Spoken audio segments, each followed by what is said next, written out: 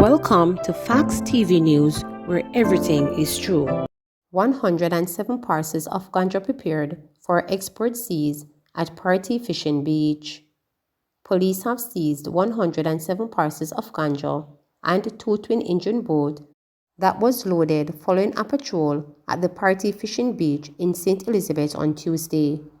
The police said the large quantity of ganja was prepared for export.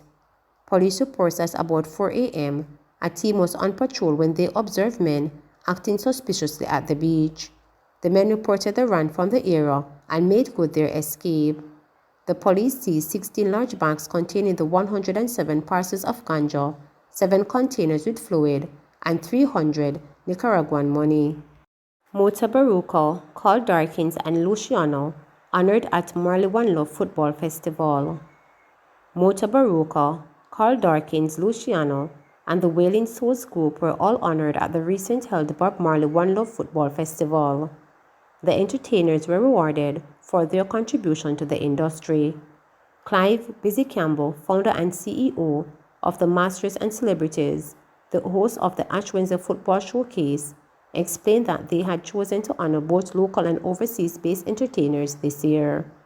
We honor the best of persons who have contributed to the development of reggae music in Jamaica as well as overseas, the great Alan Hope aka Mota Baruca, Luciano, Carl Darkins, and the Wailing Souls Group, he said.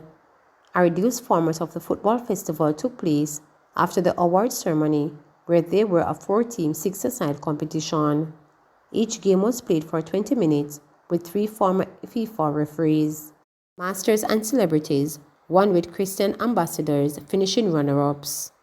Water supply to Queensborough areas further disrupted by broken main.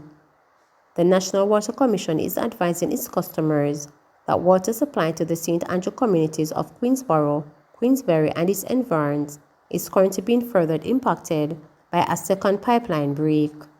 The company has, however, indicated that the leak has been isolated supply lock-off and that its plumbing team is carrying out the necessary repair work.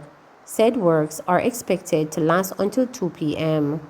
The areas affected are Queensberry, Queensborough Drive and environs, section of Mollines Road, Meadowbrook Estate, Perkins Boulevard, and all roads leading off sections of Patrick City and sections of Duane Park.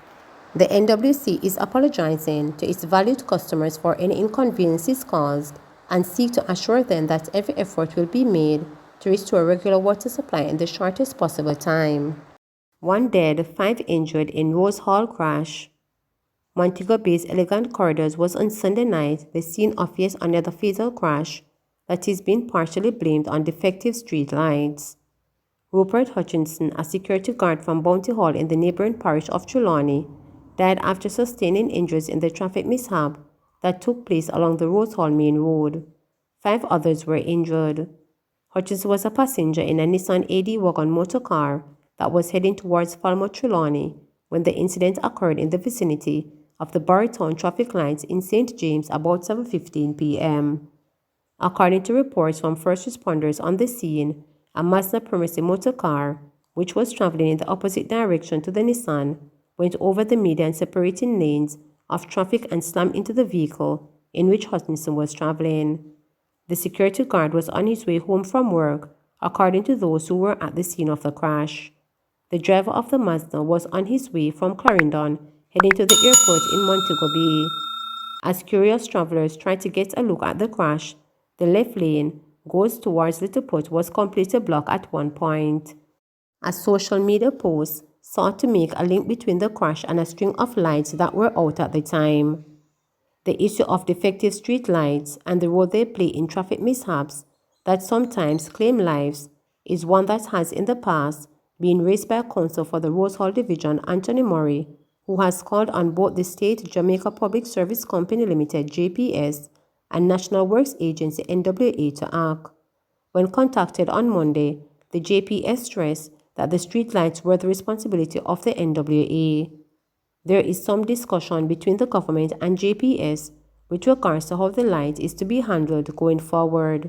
But at the moment, they do belong to the NWA and they are responsible for the maintenance thereof, said the JPS Director of Corporate Communications, win some column. According to the Community Relations Officer at the NWA's Western Office, Janet Ricketts, street lights sometimes stop working due to the force with which vehicles hit them. She said the lights operate in a circuit, and when there is an issue, about 15 of them become inoperative at the same time. However, Ricketts assured that the issues related to lighting on the Elegant Corridor were expected to be addressed soon. She noted that a memorandum of understanding is being worked out between the relevant government agencies and the JPS to have the matter resolved. Clarendon cabbies disappointed.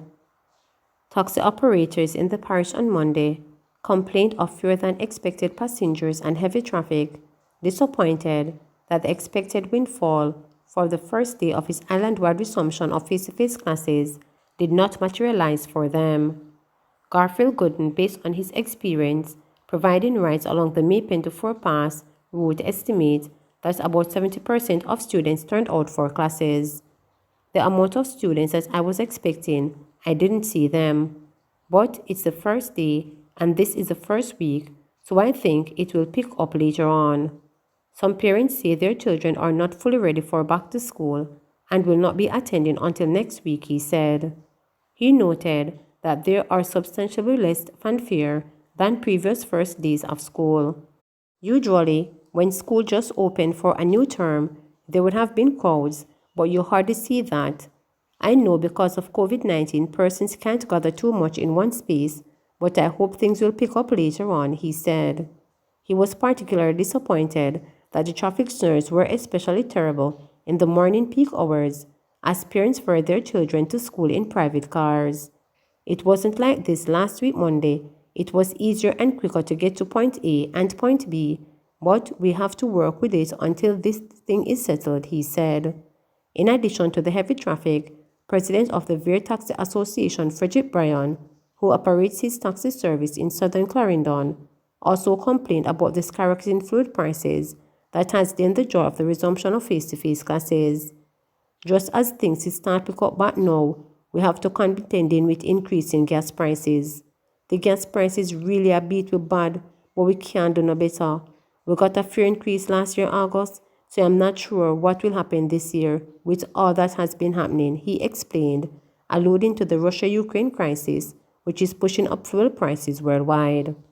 For now, Byrne is focused on ensuring that he keeps himself and his passengers safe from COVID-19. All the students he transported on Monday, he said, observed the protocols put in place to minimize the spread of the virus, and he will ensure that they continue to do so. Gang expert reveals inner workings of clans. A retired inspector of police, who was the lead investigator in the case against Tisha Miller, the former leader of a fraction of the Klansman gang, who is presently incarcerated, says he has pegged the criminal organization as hovering between a second and third generation criminal outfit. On Tuesday morning, the former lawman, who said he has arrested and charged many other gangsters, describes the Klansman gang as a system in which the members tend to prey upon themselves and friend kill friend. He said the culture of the gang is one in which the leader is usually hands-off with these killings, but that they take place on his instructions. It is very difficult for the investigator to build a case around that leader unless he gets internal assistance, meaning getting one of their members to work with the prosecutor, he explained. He said members of these kinds of outfits tend to form alliance with members of the security forces to get information. He said they also tend to specialize in extortion, trafficking in illegal guns and drugs, marijuana in the case of Klansman. In the meantime, the lawman said gangsters disobey the commands from their leader at their own peril. If they disobey, they will be killed or beaten. They have 3 justice systems parallel to our justice system. They have a place called Judgment Yard on Martin Street in Spanish Town, where they carry out their trials and determine what is supposed to happen to those individuals, he told the court.